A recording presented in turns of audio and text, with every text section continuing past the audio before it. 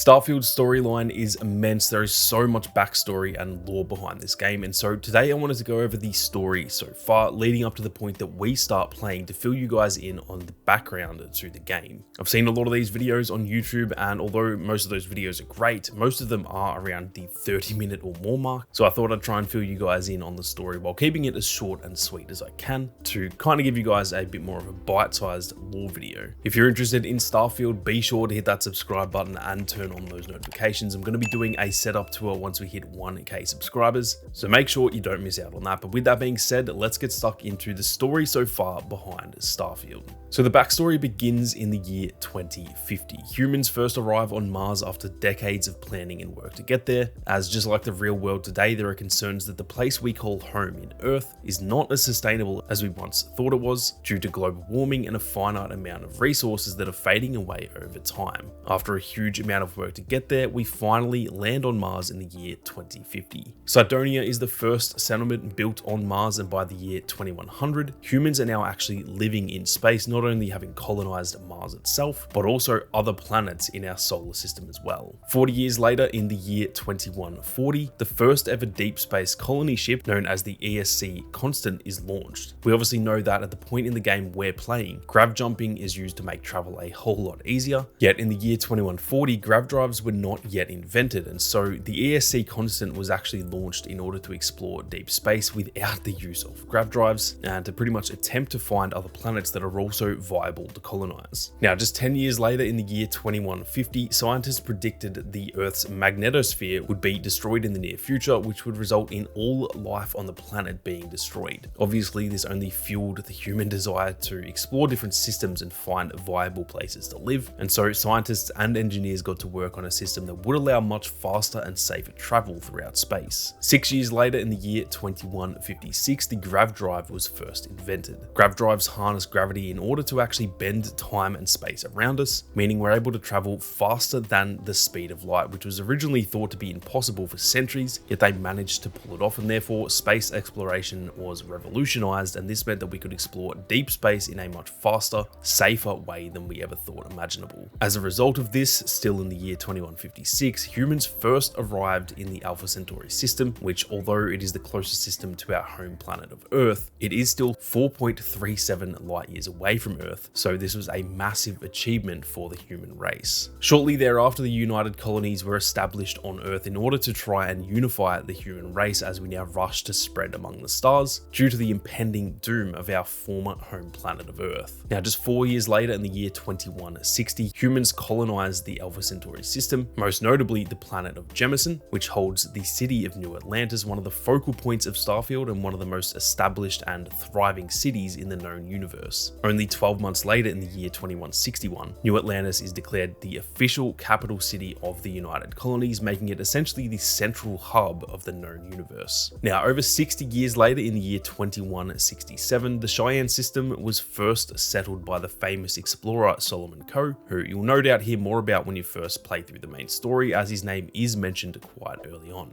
He founded the first settlement in this system, which we now know as Aquila City on the planet of Aquila. 9 years later, in 2176, the system that we know as the Valai system was also settled, and despite Valai Alpha being an entirely ocean-covered planet, this is where the city of Neon was built, on a rig high above sea level that was funded by the chemical Aurora, which is created by using the natural oils of the local fish, hence why the city of Neon was built in the first place, due to its ludicrous revenue potential. In 2188, Solomon Coe invited the city of Neon, and therefore essentially the planet of Valai Alpha, to join the Cheyenne system in an alliance which was called the Freestar Collective. In 2194, the United Colonies positioned a space station called the Clinic in orbit around the planet Deepala within the Narian system. The people of Narian, who were not part of the United Colonies, see this as a threat that the United Colonies are trying to expand their borders, and demand that they remove the Clinic from orbit. Seeing as the Clinic is a medical station and not a military one, the United Colonies don't really understand the issue with it and refuse to remove the space station. The people of Narion see this as a continued threat and intrusion to their system, at which point they vote to join the Freestar Collective, and in the year 2195, the Freestar Collective mobilized to protect the system. In response to this, the United Colonies see that as a threat and move their own fleet into the Narian system to essentially protect the Clinic and keep an eye on the Freestar Collective Collective. Well, this does not end well as tensions rise and the Narian War officially begins. 30 years on, in the year 2216, the war was still dragging on, yet the people of both sides are pretty much just getting over it and all they want is peace. The Treaty of Narion is signed by both the United Colonies and the Freestar Collective, ending the conflict and formalizing the use of the term settled systems.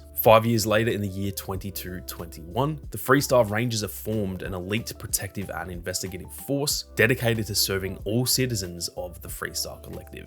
In the year 2275, Constellation is formed, an organization committed to unlocking the mysteries of the galaxy. The Lodge is built in New Atlantis to serve as a home base for Constellation and serve the needs of the people within that organization. Only 3 years later, in the year 2310, Constellation comes into possession of their first artifact and hides it away within the Constellation archives to protect it and essentially keep it a secret from those on the outside of Constellation. In the year 2319, Sarah Morgan becomes the youngest head of the United Colonies Navigator Corps, though it is actually short-lived as the division shuts down in 2320. Still eager to put her training to use, she joins Constellation. Only 5 years later, in 2325, Sarah Morgan becomes the acting chair of Constellation. Over the next 3 years, Mateo, Vladimir, Walter Stroud, Barrett, Samco and his daughter Cora, and Andreja all join Constellation and become a part of the team. In the year 2326, Barrett finds the original artifact that was hidden away in the Constellation archives, and he can tell that there's something special about it, so it becomes a huge focus of his to find even more out there in the settled systems. That leaves us at the place where we pick up the story in the year 2330, and from there on out, guys, the story is up to you to discover the rest. So that is it for today's video. Hopefully it gives you guys a good insight into the backstory and the lore behind Starfield. It is a really expansive story. It's one of the best sort of setups for a story that I've seen done for a video game. The amount of depth and detail they've put into it is absolutely insane, and I thought it was worth explaining to you guys for anyone who wanted to know more about the lore behind the game. Like I said earlier, if you are interested in Starfield, be sure to hit that subscribe button and turn on those notifications. There is plenty more Starfield content on the way, and like I said, I will be doing a setup tour at 1K subscribers, so make sure you don't miss out on that. But with that being said, thank you all very much for watching. You guys have a great day, and I'll catch you all in the next one.